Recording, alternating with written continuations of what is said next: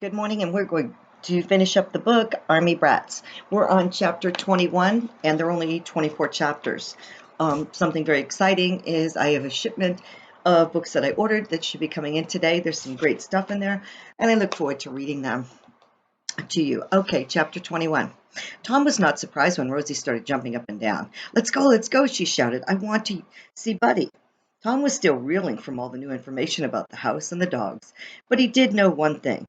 No way could they go into a strange house without permission from Mom and Dad. We just need to check with our parents first, he said. Right, of course, the man said. Let's give them a call. Tom pulled out his phone and dialed Dad. Dad listened to Tom's edited version of the story, then asked to speak to Mr. Skakov, who took the phone from Tom and stepped away so he could hear Dad. Rosie, you were right. There were dogs here, Charlotte said, turning to their sister. Rosie puffed up and smiled smugly. I told you so, she said. Tom glanced at Charlotte as they both laughed. You sure did, he said. He looked at the house, which had once seemed so sinister, bathed in shadow and abandoned. Now the trees surrounded it just provided cool shade on a hot day, and the building itself just looked like, well, a building. I can't believe we might finally get to meet the famous Buddy, Charlotte said. Yeah, I hope Dad says we can go inside, Tom said. I'm not leaving till we see Buddy, Rosie said, with such gusto that the goggles fell over her face again. Tom laughed while Charlotte reached over and took them off her sister. I think these have caused enough trouble for one day, she said. How about you just carry them? Rosie considered, then nodded. Your dad gave us the go-ahead, Mr. Skakov said, coming back over and handing Tom his phone. He'll come meet you here in a few minutes. Are you guys ready to see what we've got going on inside this old building? Roger that, Rosie shouted. Tom nodded eagerly, but Charlotte held up a hand. We are, she said slowly, but would it be possible to make a video of it? A video with a few flares? It would kind of save us, if it's okay with you. Mr. Skakov leaned forward. I'm intrigued, he said. Tell me more. Yes, the site is secure, Mr. Skakov said, his back facing away from the phone Tom held up. They were standing just inside the house with the lights off, so the image was dark and slightly grainy, just how Tom wanted it. This is a top secret mission, and no one is going to be able to. Mr. Skakov turned to face the camera phone, and his eyes widened in a very believable expression of shock. Hey, how did you get in here? Tom made a muffled sound and shifted the phone so that he was in the frame too. Don't let him escape, Mr. Skakov called. Tom was pleased to hear how sincere he sounded, as if security had truly been breached. Sergeant Brogan, an assistant dog trainer, who had arrived a few minutes earlier, came charging up the stairs as though she were coming after them. Stop, she shouted. Tom clicked off the video. Perfect, he said, very satisfied with the take. Thank you. This reminded me of my days in high school drama, Mr. Skakov said, though I never got the lead in any of those plays. You did a great job with the lead here, sir, Tom said. You were very convincing. I think it's going to be perfect, Charlotte said, grinning at her brother. So can we visit Buddy? Rosie asked impatiently. He's been waiting a really long time to see me again. Is it okay if I take some more video footage? Tom asked as they were headed down the basement stairs. Sure, Mr. Skakov said. We're open to visitors now, and more kids coming by would be great. We'll have a sign up so that we keep it to a few people at a time. And of course, we want families to meet the dogs. Maybe some of them will find homes right here on post. They'd arrived at the basement to find that in the past week it had been transformed into a small, cozy kennel. Cages with colorful dog beds inside lined two walls. Metal storage bins held training supplies and were secured with the locks the Baileys had seen on the table. There were sticks inside like the one Charlotte had seen Mr. Skakov carrying, as well as rubber balls, feeding supplies, and leashes, which were the leather straps she'd seen when she peeked in the basement windows. But best of all were the 5 dogs. 2 were at the food bowls, finishing up breakfast. Another was on a leash with a trainer, who was using the heel stick as a guide tool. The 4th was now with Sergeant Brogan, getting a treat for sitting when told to do so. And the 5th, a German shepherd with a long black nose, was bounding up to greet Rosie. "Buddy!" Rosie shouted, hugging the big dog close. She was rewarded with a slobbery lick on the chin that made her giggle. His name in the field was Phantom, Mr. Skakov said, reaching over to pat the wriggling dog. But Buddy's a good nickname. This guy is about ready to be adopted. Taco and Daredevil, too. They arrived in pretty good shape. Pixie and Boots will need some more time here, but they'll be ready soon. Tom saw that Pixie was cowering a bit, and Boots had part of her fur on her back shaved off, so that a cut with neat stitches could heal. She too seemed skittish at their arrival. But when the trainer, with Taco, unsnapped her leash, she headed straight for Tom and Charlotte. Tom noticed that she limped a bit, but her tail was wagging and she leaned against his legs when he bent down to pet her. "What a sweetie," Charlotte said, grinning as Taco nuzzled her hand. "Phantom," Rosie said. "That's the perfect name, because me and Victor really thought he might be a phantom." He did disappear that day, Tom remembered, looking up from petting Taco. "Yeah, with that awful lady," Rosie added. She was snuggling Phantom Buddy, but still scowled at the memory. Mr. Skakov snorted. "I think you might be referring to Private Saunders.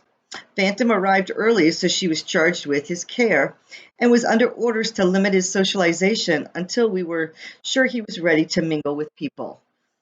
Unfortunately, he got off his leash and ran away one day. I think she got pretty scared." "Well, she was very rude," Rosie sniffed, "but I guess she was just trying to take good care of Buddy." "Yes, I think that was it," Mr. Skakov said with a smile, "and clearly he's pretty happy to interact with people now."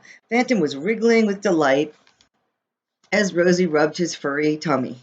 "So I hope you'll come back to visit him again." Rosie nodded seriously. "I will," she said. "And my friend Victor will come too. His daddy has a dog named Sunshine, so Victor knows a lot about dogs." Mr. Skakov, who had been heading over to Boots, turned. "Did you say Sunshine?" Rosie nodded. "Yes, and Victor was helping me find Buddy. He's going to be very happy when I tell him that Buddy's been here all along." Mr. Skakov tilted his head. "Yes, you should definitely bring Victor here," he said. Tom realized he needed to keep filming, and he pulled the phone out of his pocket. "Want us to be really scary this time?" Sergeant Brogan asked, with an evil grin. Tom laughed. "No, this is the follow-up, where we reveal what's really going on." It was important to get this part right, to show everyone that Tom had faced down danger and truly gotten to the bottom of things.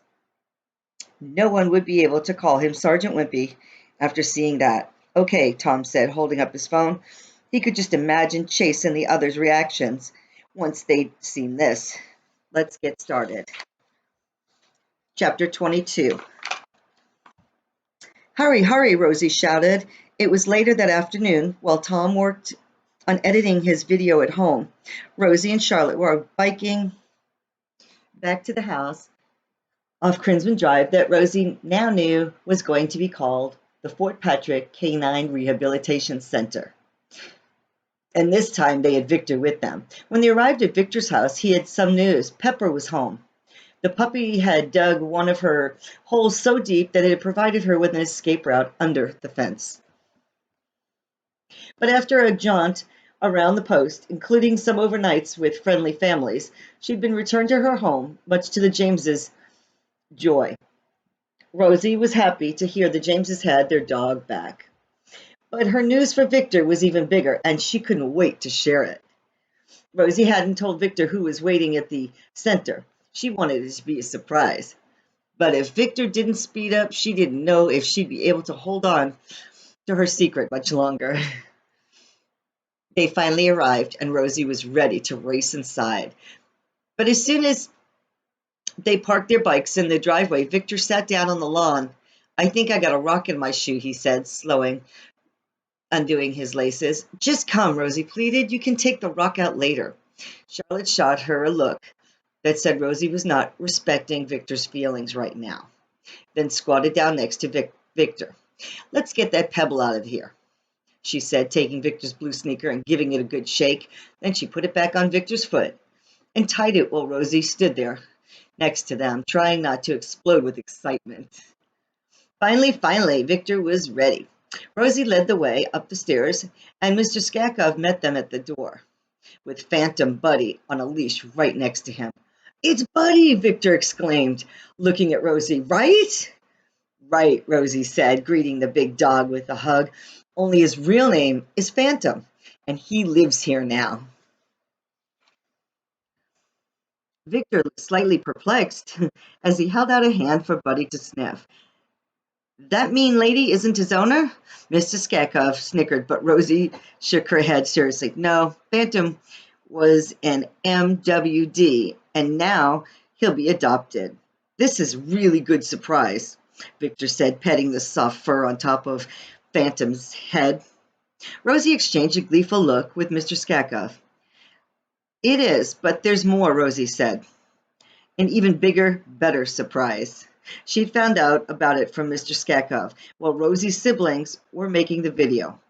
He had taken her upstairs to the veterinary office, and now Rosie couldn't wait for Victor to see what was up there, too. "Can we go now, sir?" Rosie asked Mr. Skakov. He nodded. "Yes. Major Chow is ready for you."